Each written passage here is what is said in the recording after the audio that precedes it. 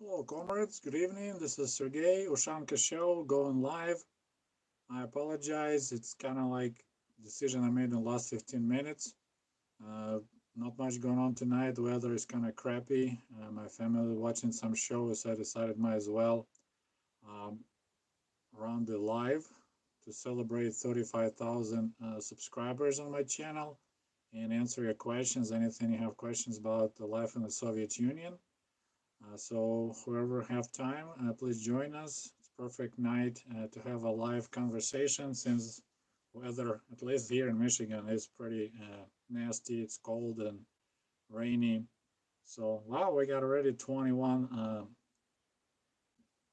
comrades join me. 0 likes, but at least 21 comrades. So today I'm running this live of my, I guess I can call it iPad, but this is a Sony unit, so we will be answering your question. Thanks, Mr. MyPhone. Nice job, 35K. Thank you.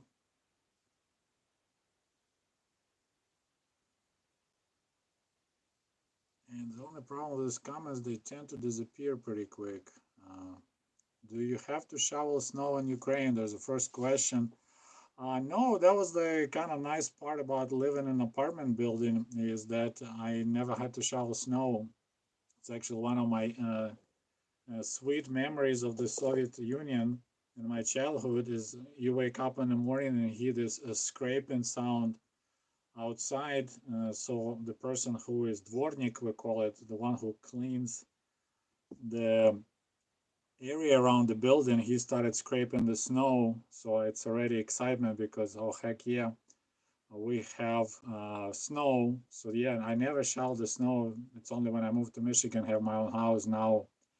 I have job to do to shovel snow. So I have somebody complaining about low volume. I apologize. I'll try to speak louder. I'm in my messy office right now, and I said I didn't think in advance. I didn't hook up microphones. I'm just talking straight into this iPad device. So no, no shoveling snow, and I don't mind shoveling snow. It's a good exercise. So okay, I'm trying to get your questions. Let's see.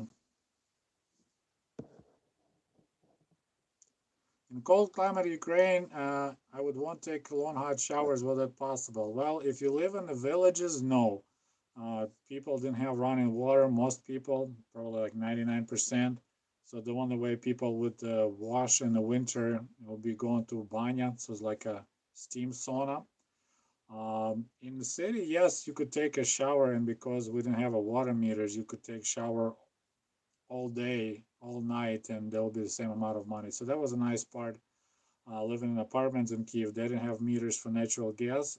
They didn't have meters for water.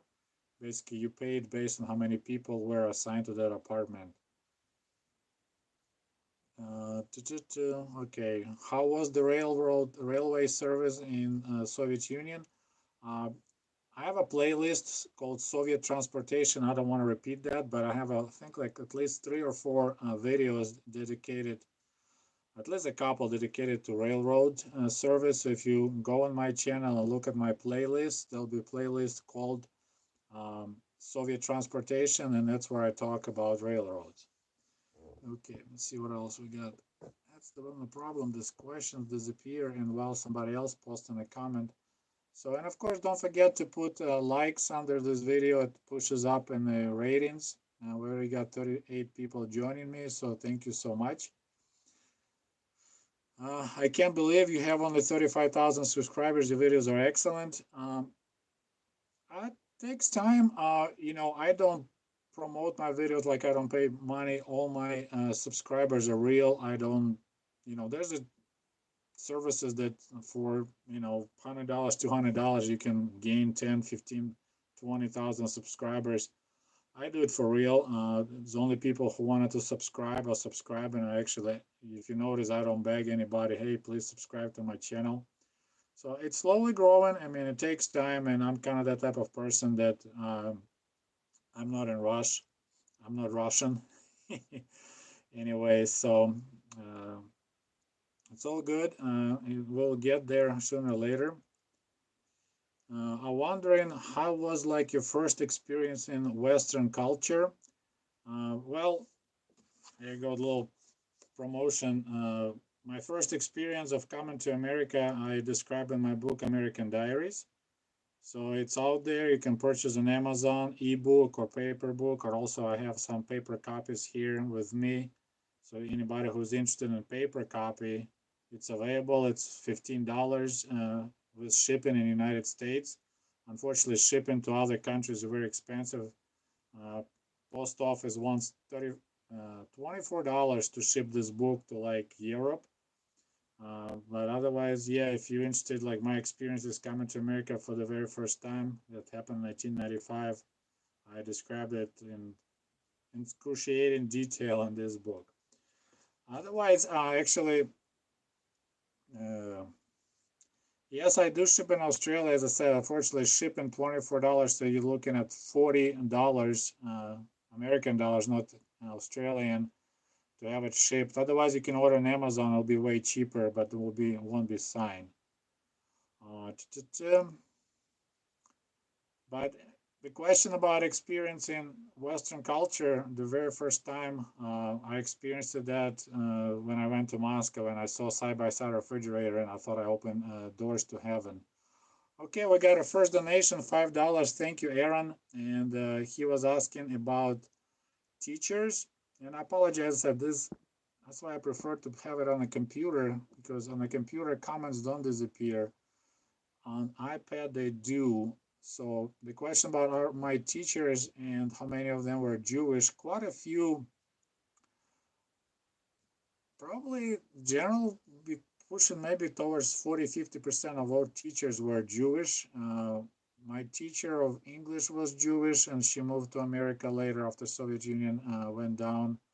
Teacher of physics, math teacher, then one of the Russian language teachers, she was Jewish. Then a guy who was teaching обществоведение, which is like a basic uh, communist teaching, I guess you'd say. They're talking about different theories, socialism, communism. He was Jewish, and they all left the country. So the question is, how come so many? Well, uh, just Jewish people culturally, they don't like work physically, so they from childhood they push their kids into specific fields. They're just, I guess, cultural thing. uh, so there will be doctors, they like to be engineers, teachers. So how can I meet a good Ukrainian girl? You never answer about American guys with Ukrainian women, only your way. It's not that hard, really. Actually, there is a website, I can't think of the name right now.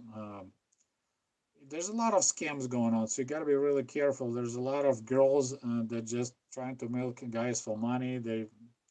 I've seen, I had a guy at work came and I was asking for his son, that he met a girl and she basically was trying to milk money out of him to buy a cell phone, then to buy tickets. So you need to be careful. There's one company in Kharkov, Ukraine, and I met that guy in person in Kiev. He's also Jewish. So he has this company for a while. It's not cheap, but it's real girls. So you can, pay. You can come to Kharkov, and you pick several girls that maybe you like, and they set up, meetings with them, with translator or whatsoever. You guys kind of talk and. Shoot, I'm trying to remember. Uh, I will post the link. It's his name. Like so-called brain fart. I will remember. Hello, mate. Have you want to find more information on Finnish-Russian relationship in Soviet times? Open disappeared. Thank you for your donation. Topic of Finland is very interesting. I started getting quite a few comments from people who live in Finland that actually Finland suffered quite a bit from the collapse of the Soviet Union because they manufacture a lot of goods and they weren't competitive in the Western markets, but they were quite in high demand from Soviet Union. Like I personally remember we had a viola. It's like a Swedish butter spread. Everyone loved that, and we kept the actual plastic containers because they were so cute. Um, my grandfather used to smuggle goods to Russia. That's really interesting, actually. So, if you want to send me email, this is my email, and that's actually same email that you can use if you want to buy my book, paypal.com, Sergey Sputnikov at Gmail.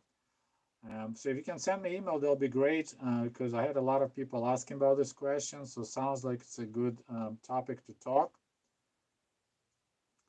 Uh, so anyway, so yeah, Finland was in trouble in late early 90s because suddenly there's a demand disappeared. And I remember like Finnish boots, like a female boots for females. The only ones who could buy was from Finland, and my goodness, women were ready to kill to buy those because the Soviet-made shoes were quite ugly. So anyway, but yeah, 35,000 subscribers is quite awesome. I'm very excited about it. And actually, just about half an hour ago, I want to show you guys. I started working on. If you watch my post, so this is my book, Gariki Harik, that I wrote like a children book when I was 11, 12. So it's at 82, 83. And now I'm taking picture of the pages and I'm making translations. So there'll be kind of a little story time.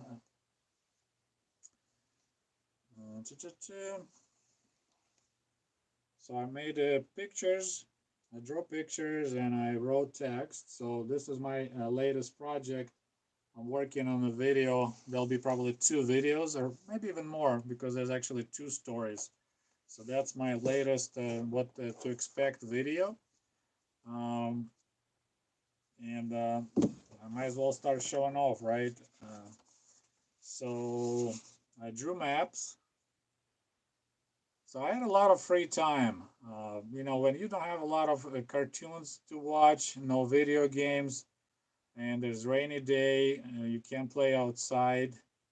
So you just kind of, I stayed busy drawing different maps, showing currents, showing volcanoes. There's another map. So my guys arrived on this island on a hot air balloon. Let's see. So yeah, it's a lot of it I did in the village when it was like raining. I said I had nothing to do. Oh my goodness, this is actually from 1983. I don't know if you could see it. So I was 12-year-old on that one. I guess I should go to art school, but unfortunately never did. There's a question, do you ever crave any food or beverages from homeland? I used to crave, now it's all pretty much disappeared, but there's some items I miss, like, I kind of miss kvass, not like I'm craving for it, but when I go back to Ukraine, I definitely try to buy kvass and drink quite a bit of it. Here you can buy it on that RussianTable.com, I already talked about that site, but shipping is pretty pricey, so I don't buy it. Quite a few foods. My wife, she's American. She cooks borscht soups. She does quite a bit for me, so she does a good job there. And some items, it's kind of interesting. I don't like it anymore. It's kind of bizarre. I guess I got Americanized. I used to love a lot, like herring, sprats, smoked sprats. I don't enjoy them anymore. That's so weird. Like, I'm not sure what happened, but my taste buds changed, or I'm not sure what to say. Uh, but there's some things I bought and I was so excited, and then it's like, oh my goodness, I'm just not enjoying it anymore. So yeah, it's kind of weird. What state do you live? I live right now in Southwest Michigan. So if you look at the Michigan, I live right here, Southwest, about 90 miles from Chicago. I really like this location. I'm close to Lake Michigan, close to sandy beaches, dunes. I enjoy going to the lake, swimming, taking pictures, hanging out with kids on the beach. So I really like this location. It's really awesome. So it's a great spot, and we have winters like back home, and in the summer it's really hot. So it's like vacation spot. So it's pretty much like Crimea. Okay, if Soviet Union didn't collapse, I would move to the USSR. It'll be probably an interesting experience to try it. Quite a few people who moved into the USSR, they in the end weren't happy about it. I remember reading about Philby, that famous British spy that managed to escape the Soviet Union. In the end, he wasn't a happy camper, although he had like everything the best, best apartment in Moscow and everything, but it's just he was quite depressed living in the Soviet Union. It was not a lot of fun to live in the Soviet Union. What was Christmas like in the Soviet Union? Well, we didn't have really Christmas like in American way Christmas. Uh, our Christmas is after New Year because there's a difference in the calendar. Like we had old-fashioned calendar, so our religious holidays they stayed with old calendar, but otherwise dates moved after revolution to the Gregorian calendar, right? I think it's called. So it's 2 weeks after New Year is the Russian Orthodox Christmas, and it's actually like Christmas. It's a religious holiday. It's no shopping. People go to church and pray all night. So we didn't have any, like now I think they introduced Western style Catholic Christmas for shopping and giving each other presents. I never had it in Soviet Union. In fact, we only celebrated New Year, and in my family we didn't have anything like you find presents under a tree. And we never called it Christmas tree. We called it New Year tree because it's you set it up usually like December 30th or 31st, right before New Year. You set up the tree. You celebrate New Year on the night, 31st of December, 1st of January. Then it stays for 2 weeks because then we have a so-called old new. Oh yeah, so you have old New Year in 2 weeks.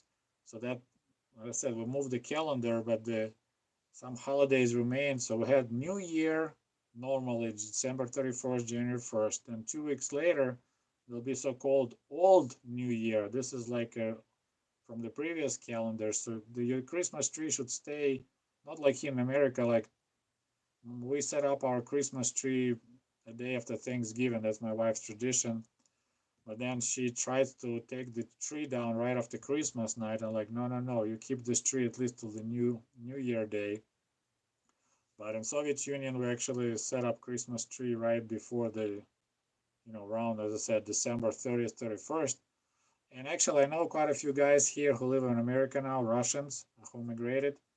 And that's what they do. They just go drive around right after Christmas here in America, and they pick up a Christmas tree that people already threw away after Christmas, and then they set up a New Year tree in their own apartment. So they save $50. So instead of buying a tree, they just pick up a free tree laying outside and celebrate New Year. We got only 30 likes, so guys, please don't forget to click on the like. And I don't see any comments for some reason. So if you have any questions or comments, please post it. Do you have any of the Soviet cars? No, I never had a car in the Soviet Union, and I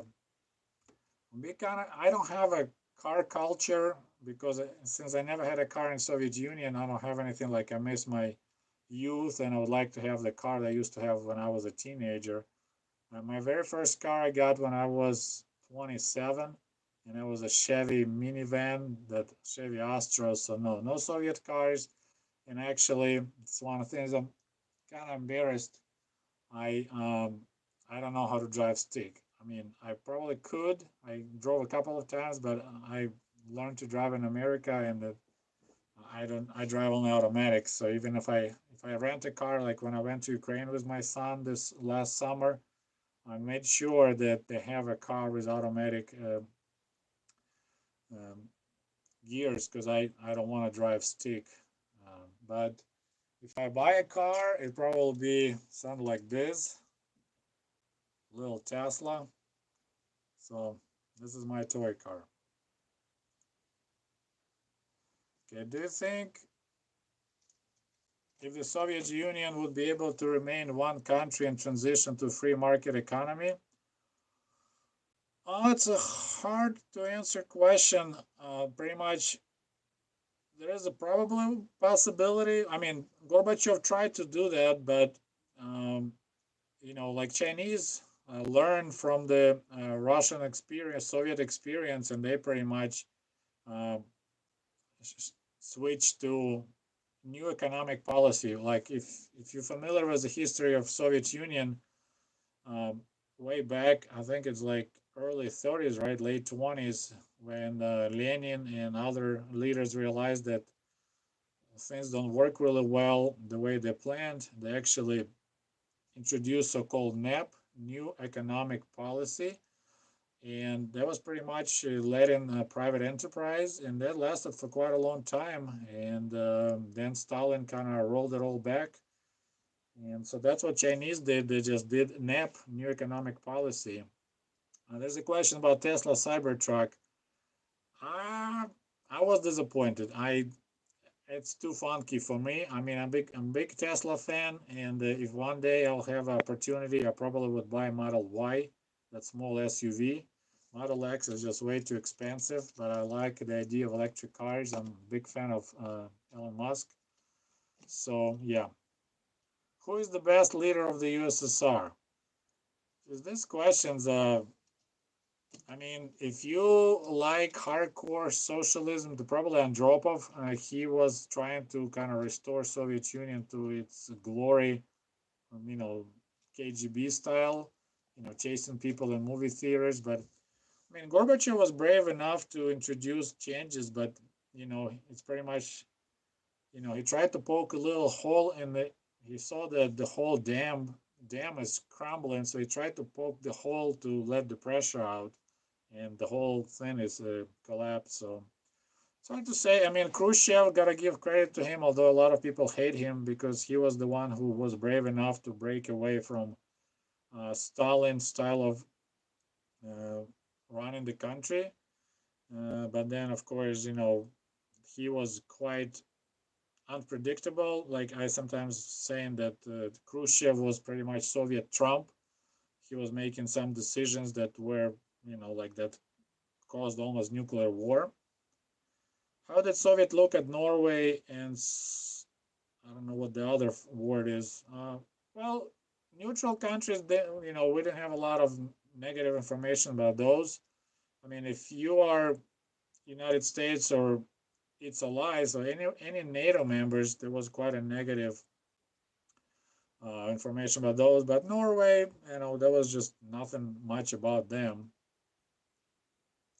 Do you have any trinkets from the Soviet era? Of course, I got tons of stuff. My goodness, I never meant to. I just kind of keep junk. I didn't think it was junk. So, like, I have a Soviet matchbox, Gomel Drev. Uh, Actually, I use those to keep different things. So, this is from 1984. I kept some seeds of red and sweet pepper. So, this is dated 1984. It's my handwriting. Um, So yeah, I kept that. So this is no matches, of course.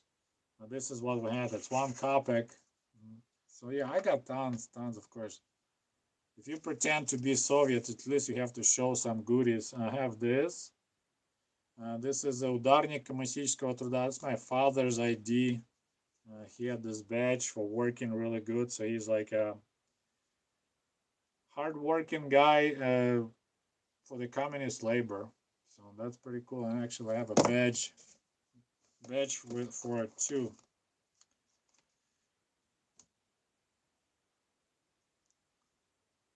So yeah, this is the badge Ударнику коммунистического труда. So that's my father's ID and the badge. Bam. Then what else I have? I have a medal. That's my mother's medal for the long and hard labor. So veteran of socialist labor. I got that. Quite a beautiful medal. And I think I have That ID somewhere too. I can't find it. Um, then I don't have a medal, but I have a document. So this was medal when the Kiev turned 1500-year old. They have this just a medal to celebrate this date, 1500 years of. So I got that. I'm sorry, I'm showing you stuff, so I don't look at the questions right now. But let's do a little show off, shall we? Okay, there's another interesting ID. Oh, this is actually, my goodness, if somebody wants to pretend they came from the Soviet Union. So this document, this is a labor union ID. Профсоюз, labor union, professional union. And this one is actually, you can glue your photo in, write your name in, and you can pretend like you're real Soviet Union labor member. Got that. Check this out. This is a bus ticket, 5 kopecks. USSR says Ukrainian Soviet Socialist Republic. What's special about this ticket, why I kept it, the first, hope you don't see, do you see it normally, not like a mirror reflection. The sum of first 3 digits equal the sum of the last 3 digits. So that's so-called lucky ticket. So when I saw it, I kept it, and I still have it. How about that? So this is goes back to middle of the 1980s. So yeah, I got a lot of goods. I said I keep stuff, and I was like, wow, I'm glad I kept all this stuff because it helps me now with making videos. But I think the most impressive item I have is this. I think I showed a long time ago. It's a little bit dusty. I just took it off the shelf. So this is a bottle of vodka my dad bought in 1982. So you can calculate. So it's a 30. So it's gonna be close to 40 years soon. 40 years old vodka. It probably doesn't taste good anymore. Uh, But when he bought it, I liked the bottle so much, so I asked my dad, hey, can we keep it for my wedding? My dad said, okay. So we never opened the bottle, and then I got married here in America. So I never opened it again because at that time I couldn't invite my parents. So I had my wedding without my parents, believe it or not. That's the life of the immigrant. And so I still have the bottle. Yep, 40 years old. Maybe I'll sell it and buy myself a Tesla. Maybe it's worth a lot of money. Do you know any veterans of the Great Patriotic War? Of course, my grandpa was a veteran, although he spent most of his time being prisoner of war in Germany. What's the status of collective farms today in Ukraine and Russia? I don't know about Russia, but in Ukraine they don't exist anymore.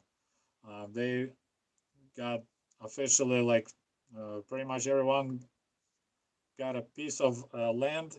You don't own it, you can't sell it, but you know if there was a people kolkhoznik, and they took apart kolkhoz officially, like said, okay, we quit this enterprise, and everyone gets. So they kind of like split horses, whatever equipment they had, and there's like in our village, there's no more collective farm. It's just individual farmers. Okay, what else I can show you guys?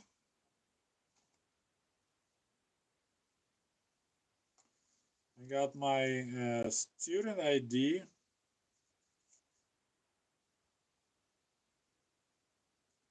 Somebody posted, I read the most POWs died in camp. That's not really true.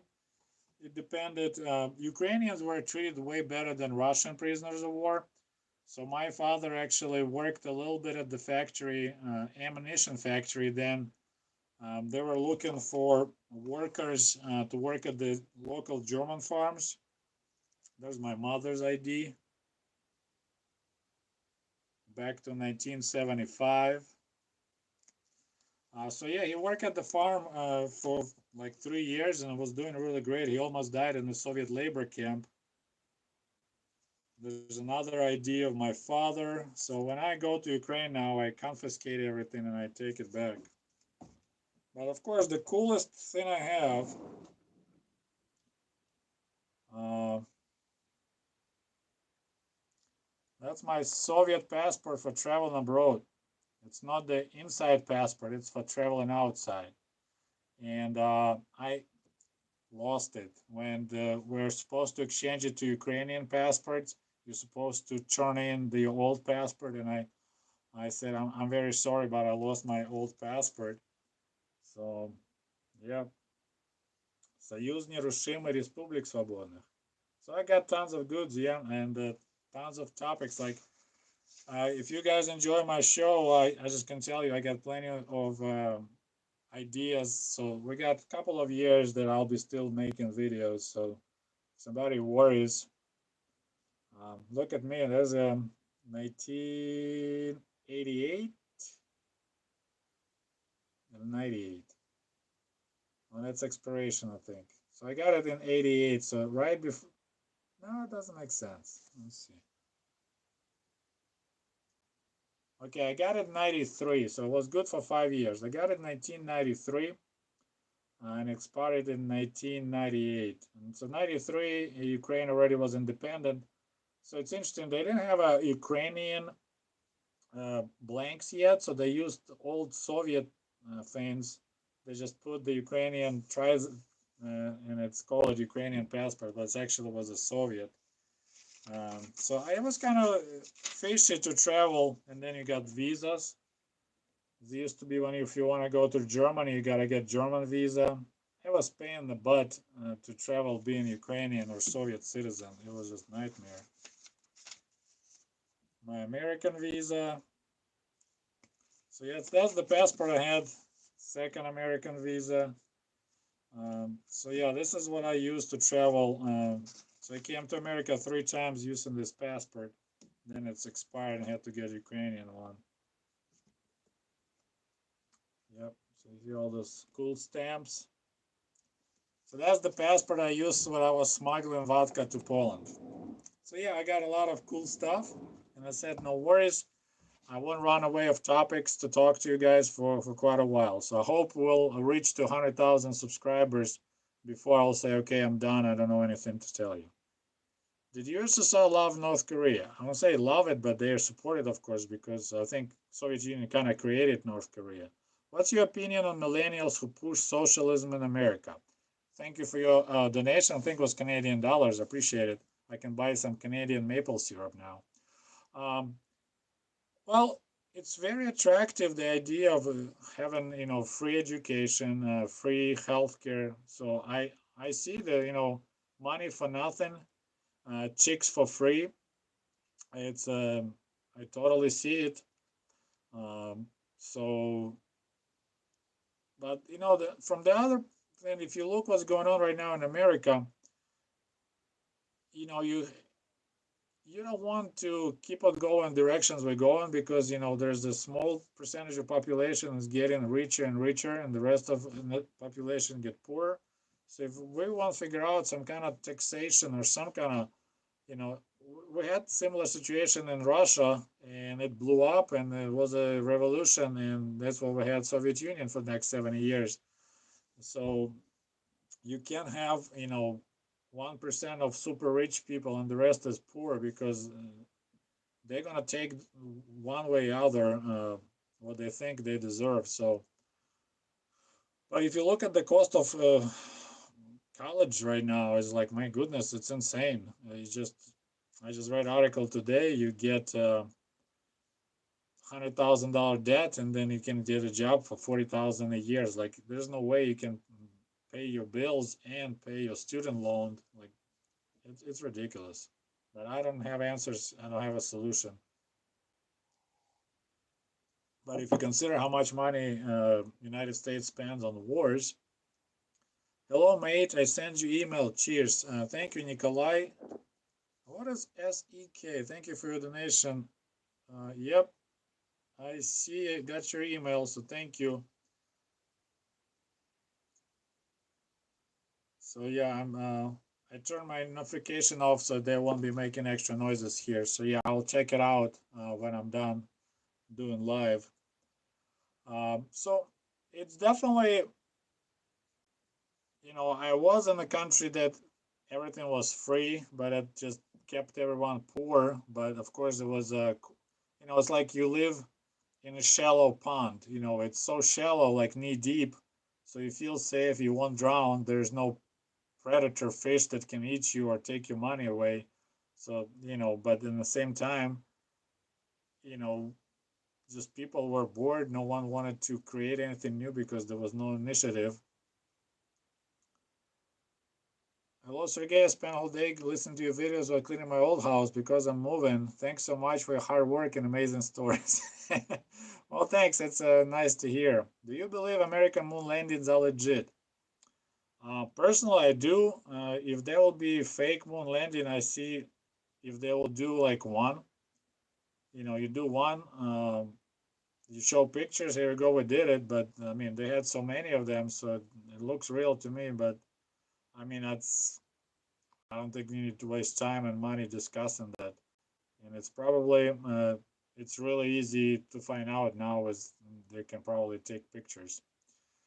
Okay, Big Wood got $5 donation. Thank you. Did Bolsheviks actually confiscate guns when they came to power? No, not initially. The idea in the beginning was that you have armed proletariat, so all the workers will have guns. So that was a quite optimistic look at the whole process. Like socialism, and so the workers own the means of production, right? So pretty much they'll be like this. I don't know, say like you know, like a beehive, and some danger happens, they just get together and fight the intruders. Just like every worker will have a rifle, and then if the war starts, they just get together, fight off the bad guys, and they go back to the factories. So in the beginning, yeah, there was everyone was armed, but then later they figure out that it's not a good idea to have workers armed. So they confiscated all the arms later on, and became illegal. So when I was uh, during my times, I saw weapons like only twice, like in the private hands. One of my friend's grandfather, he had a hunting shotgun, not even rifle. And then one time, one kid dug the TT handgun. So there was a World War II era. Kids were digging stuff, and he found that handgun. So that's only two times I actually saw. And then when I had a initial military training in the ninth and 10th grade, I disassembled AK-47s, and I actually shot AK-47 at the military facility where all the kids. I'm planning to make a video. Actually, there'll be a series of videos about military service in Soviet Union, and it's one part of that too. Okay, so we got 88 people watching. Thank you for joining. It was unannounced live, but this is kind of a little bonus for everyone who has a bell. If you subscribe to my channel and you click on the bell next to the button subscribe, it will send you notification if my new video comes out or if I go live. So if you saw me live, that means you have a bell on. I think only 7% of all the subscribers have that bell. So yeah, if you don't want to miss, do you believe in propaganda? Well, if they repeat propaganda often enough, you start believing it.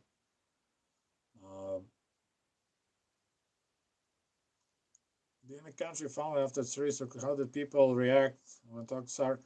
Well, we had a lot of books about Tsar era, and it didn't look good at all. I mean, Peter the Great is pretty much was the last. I mean, Catherine the Great was it? Or Catherine the Second. But this is the problem when you have a one guy in charge. If you got the dumbass, it's just the whole country goes to hell. And we had like some guy they like Prussians, so they turn country towards Prussia. Other guy comes in and he doesn't like Prussians, so that turns the other way. So, and Nikolai II, I mean, he was pretty bad. So Russia lost to Japan. I mean, holy cow! how can you lose to Japan? Look at the size of Japan, look at the size of Russia, and we lost war. I mean, 1905 war. I mean, it was one of the catalysts of the revolution in Russia was that pathetic performance during the Russo-Japanese War. There was so much corruption, just pathetic. So, was it obligatory to read Tolstoy works in school in USSR? In school, we had to read War and Peace. Um, that was obligatory. Yes, we had to read. I think there was another one.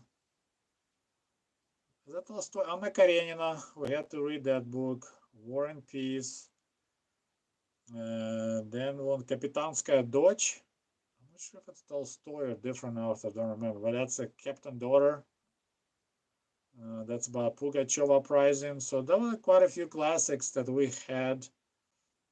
Thanks for the surprise chat. That was fun. You're welcome. Thanks for joining. Is the Russo-Japanese War discussed, widely known back in Russia? I mean, it wasn't like discussed, but we had quite a few books. So I read, and I was interested in history, and this book called Tsushima about that naval battle that Russians got just demolished. That was pretty much like Russian Pearl Harbor, although Pearl Harbor supposedly they didn't know that Japanese are coming. Tsushima, they took the Baltic fleet and they traveled all around pretty much the world, and the Japanese met them at the Tsushima Straits and they destroyed. I mean, they sunk whole fleet. I mean, it was horrible. So, have you read The Voyage about Second Pacific Squadron? I think we're talking about the same thing. Yes. Remember U-137? Nope. I mean, I know we had some issues with Sweden and our submarines lurking around their shores, but I don't remember details. Did you learn any Soviet patriotic songs? Of course, I mean, Anthem, we had to know that. I already showed my school diaries, like this one right here. It's not really a diary, like a notebook. And we had to learn international song. Весь мир насилия мы разрушим до основания затем.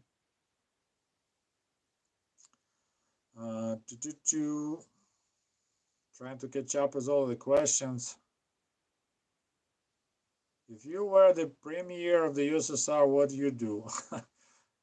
These questions are way above my pay grade. I honestly have no idea. It just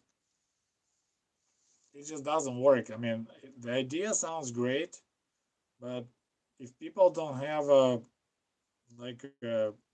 interest of or not the interest, if not they being rewarded for work, then they just don't work hard. So you have a super low productivity. But if you strict socialist, then you cannot reward people with money for their production. So that's kind of this. I believe Gorbachev got in trouble when he was down in south of Russia. He was like local party leader. He actually did the system that, hey, the more you harvest, the more you get money. And then when the upper management found out what he did, they weren't happy about it. So, like one of the example I keep on repeating, when during the Soviet Union times, we had to purchase grain and spend millions and millions of dollars to buy grain from Canada, from United States, from Argentina, from Australia. So Soviet Union couldn't feed its own people. And granted, they were subsidizing the bread prices. Like our bread was dirt cheap. Like people would, if they could, they would buy bread to feed pigs and cows. So in America, any baker will be happy if you buy all their bread and they don't care what you do with it, right? But the price here is not feasible, not economically feasible to feed pigs with bread, right? But in Soviet Union, bread was so cheap, so they had to limit the amount of what they sell to people because otherwise they'll just, like in the villages, they'll just buy any bread they could and feed the pigs. So they had to buy grain from all over the world, spend millions of dollars.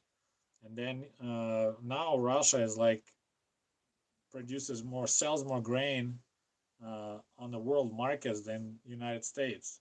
So like wheat prices in got so depressed because Ukraine and Russia they produce so much grain. So during the Soviet Union we had to buy grain, and now we sell grain. So you could tell once people are interested, once people are making money, uh, they work way harder, they're way more productive. So and as I repeat many times, I wonder if we're gonna have 100 viewers today or not. uh, so yeah. Anyway, what kind of car do you drive? Would you drive Lada if you could? I couldn't drive Lada because it's stick, and I said I don't have any emotional attachment to Lada. I never owned one.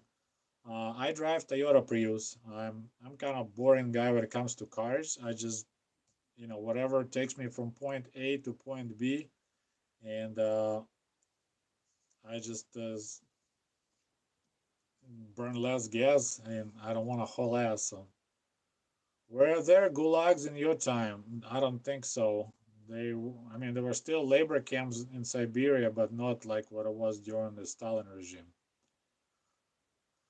Okay, get a Cybertruck next. No, I'll get, if I make enough money, I'll get a Model Y, that SUV they coming out, the small SUV, but that truck is, I don't need it. I mean, it's cool, but it's too funky and I don't really need it. I don't do any off-roading, and I live in Michigan. There's really nowhere you can do real off-roading. So Model Y will be just plenty for the Michigan winters. Yeah, Tesla Lenin, that's right. I posted that picture already. So, okay, we got about 10 more minutes left before I'm gonna lose my voice.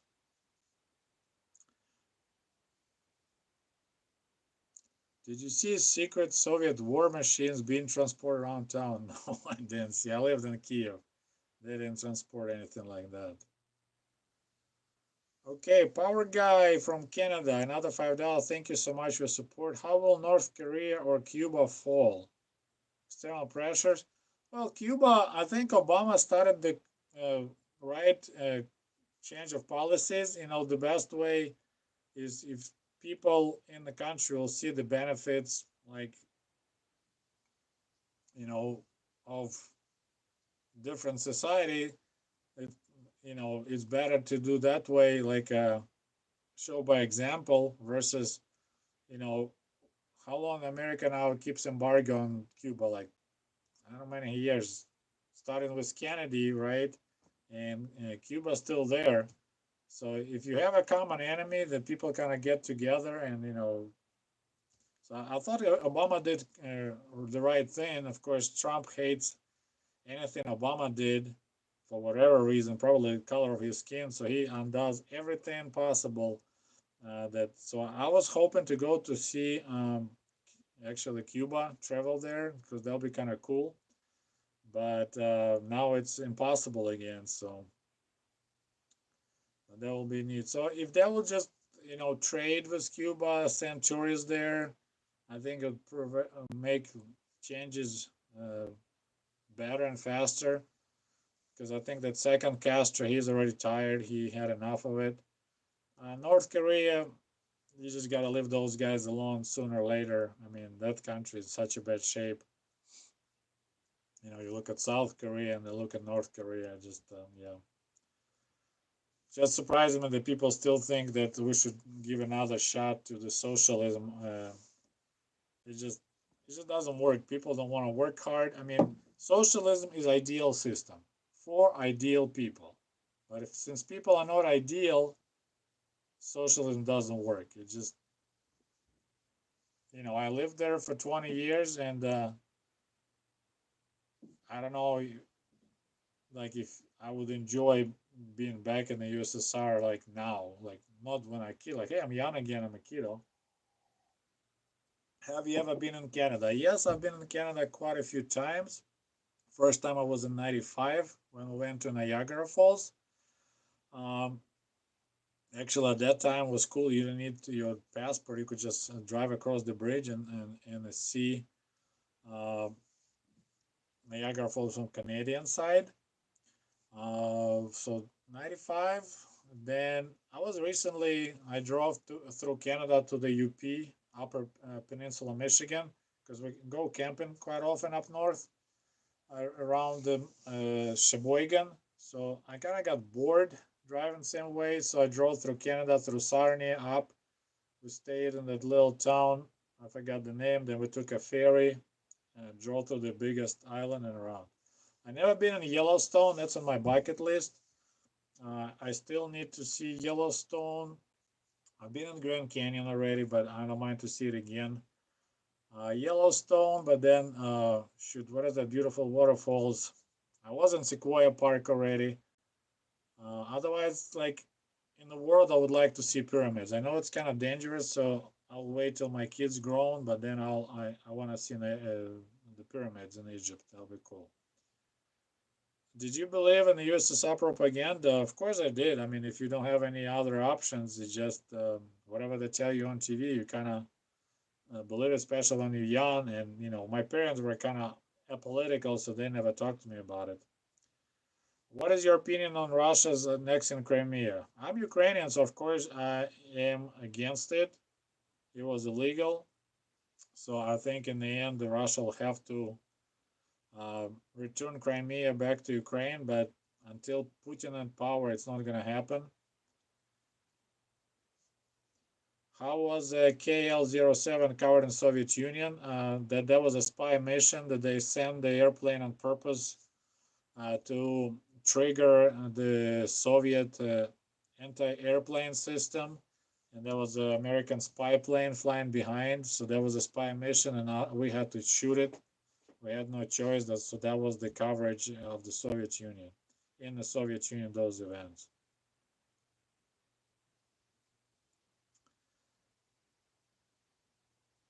Uh, Russia and Poland have long history in conflicts, but their allies during the Cold War. Was the narrative about the Soviet Union?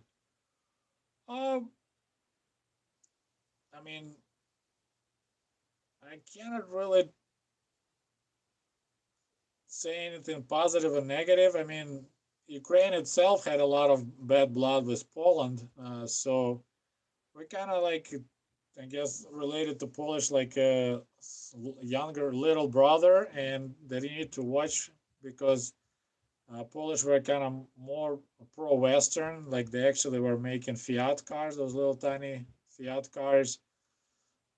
So we really never met Polish people. They didn't travel much. I started meeting Polish people when the Soviet Union went down. Then we kind of started. People were bringing jeans here from Poland, and we were taking vodka over there.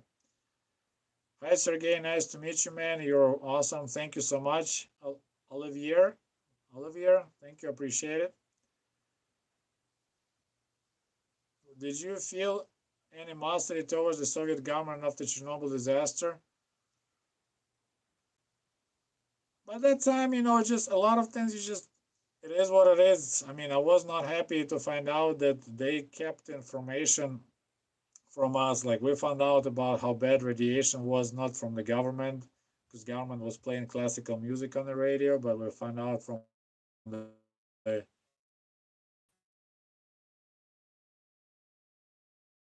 or BBC.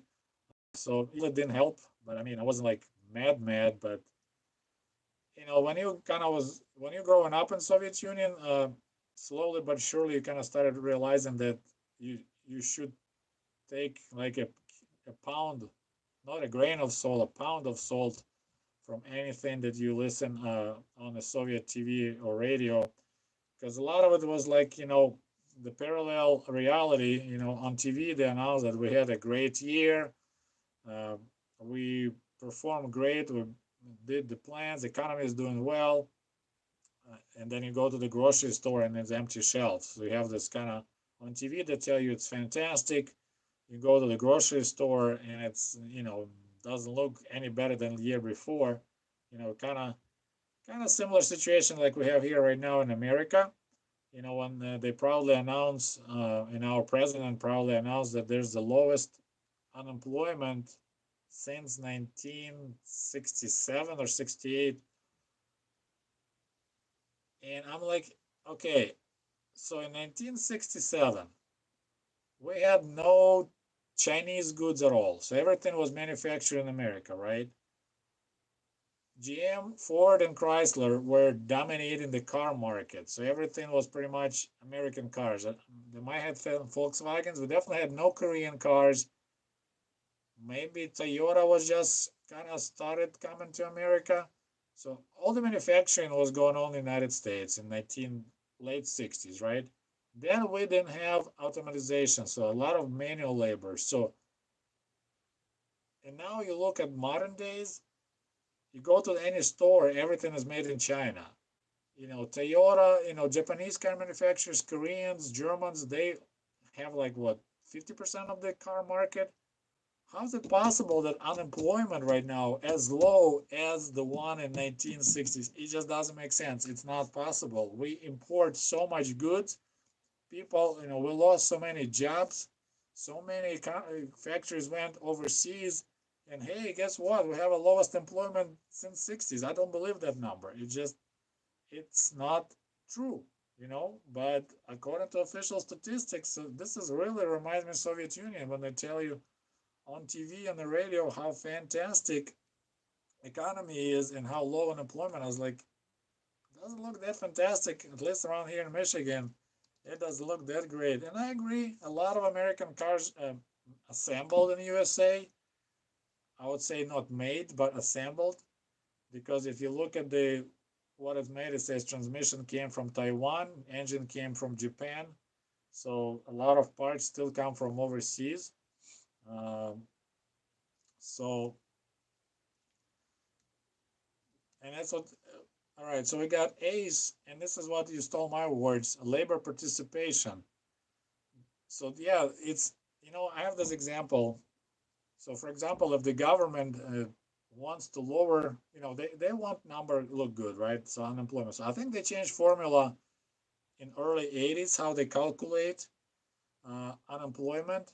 So, the way I looked at it, for example, if government wanted to have at least amount of possible of female like population, they want to say, okay, we need to calculate male and female, but for whatever reason, like unemployment, we want to have the lowest possible number of females. So then they're like, okay, we have 50% male, 50% female, but like, wait a minute, we can't count any girls. So if you didn't reach puberty, you can't be counted as female. So they remove all those people out. They're like, okay, if you are not married, then and you are under 18, okay, you can't be counted as a female too. Then, okay, if you're still virgin, we can't count you, you're not. If you are already like over 60 and you're not sexually active, we can't count as female. So, and then they can bring down okay, female population is 10% in America. You're like, wait a minute, how's that possible? Well, we didn't count anyone who didn't reach puberty. We didn't count anyone who doesn't have sex at least twice a week. We didn't count anyone who is still a virgin. We didn't count anyone who already passed, childbearing. And like, hey, numbers look good. It's only 10%. So same scam going on with this unemployment because I definitely don't believe that number. All right. Okay. So I was hoping we can get to 100 viewers, but we went as far as I think 95. What do you think about school shooting hip in the USA? Um, if you watch my channel, I am for strict gun laws, and I read Second Amendment as it's written that the arms should be in hands of well-regulated militia. So they should have a well-regulated militia, and if you want to own a gun, except for the hunting stuff, you need to be a member of well-regulated militia. You train, you have proper training, annual retraining, all that stuff, and then sure. But I think I told you my story way back in Soviet Union. I had a moment that I probably, if I had access to a gun, I would kill 3 people. There was a horrible situation. Just this local assholes that were a couple of years older than me, and they like really harassed me, and I was so mad and upset. So if that time my dad would have a handgun, I'll probably run, come back, and I'll shoot those guys. But I didn't. So they were alive for a while. Then one died from drugs, two other went to jail. I think one committed suicide. So I'm not religious, but God took care of them. So it's way too easy. They should be, it's. But sad part, I own the gun, but it's more for like historical value. A second here.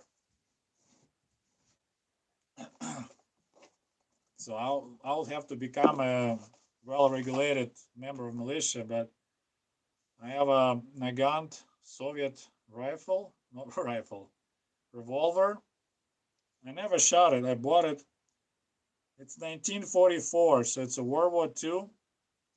And I said I never shot it. I bought it off my friend. He bought it, played with it, and he said, "I don't want it. Do you want it?" And I was just like, "Shoot, man." I probably look badass, like a gangster, right? um, but yeah, so it's kind of bizarre that I lived in Soviet Union all my life and I never could own anything like that. I came here in America, and here you go. I think I bought it for 150 bucks. Like I said, never shot it. It's just I keep it in its original case. And I also have a Mosin rifle. I don't know if you can see it way back. There's a butt sticking out. That's my rifle right there. I shot it, I think, a couple of times. So yeah, but I'm anti-gun. Yeah, it's way too easy, and it's just it's scary.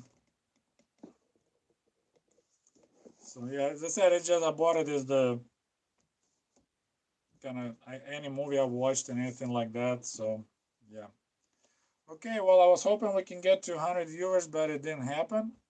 And it's about an hour, so I probably should get going. Thank you very much, guys, for joining me. And once again, if you interested in my book, it's available. It's on Amazon. And if you already bought a book, I sold about 100 of books so far. Please, please, please post a review on Amazon. I only have 9 reviews, so for 100 bucks, only 9 reviews. That's pretty weak. So we need to be better than that. We can do it. So well, thank you very much for joining me. And as I said, I will be coming up with at least 2 or 3 videos, my fairy tales. So this will be a little bit different topic, just kind of more relaxing. Just I should be a writer, but I never happen to be one. Well, anyway, well, thank you so much for joining. You guys have a good weekend. Enjoy your Sunday, and we will see you again when we reach 36,000 subscribers. I'm trying to do live every time we have another 1,000 subscribers. So all the best. До свидания. Goodbye.